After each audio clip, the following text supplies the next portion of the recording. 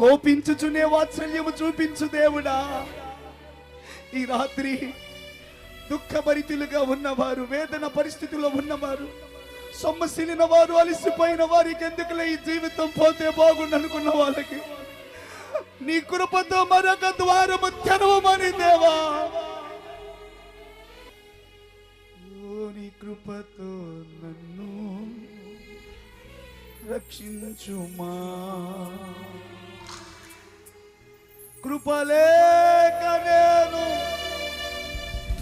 చెప్పండి అందరూ, మీ చేతులు పైకెత్తి చెప్పండి. కృపలేక నేను ఒంటరినయ్యా, నీ కృపతో నన్ను రక్షించవా యేసయ్యా, బ్రతికించవా, బలపరచవా ప్రభువా. నీ కృపతో నన్ను రక్షించుమా, నీ కృపతో నన్ను రక్షించుమా. హల్లెలూయా, హల్లెలూయా, హల్లెలూయా, ఆమేన్. హల్లెలూయా,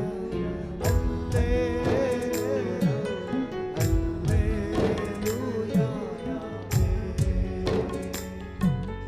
యేసయ్యా నా కల్లు ఎవరు లేరయ్యా, యేసయ్యా నా కల్లు ఎవరు లేరయ్యా.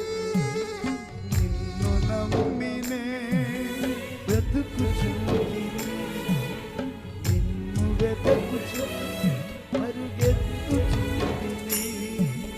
చూడు యేసయ్యా, నన్ను చూడు యేసయ్యా, చేయి పట్టి నన్ను నీవు నడుపు యేసయ్యా.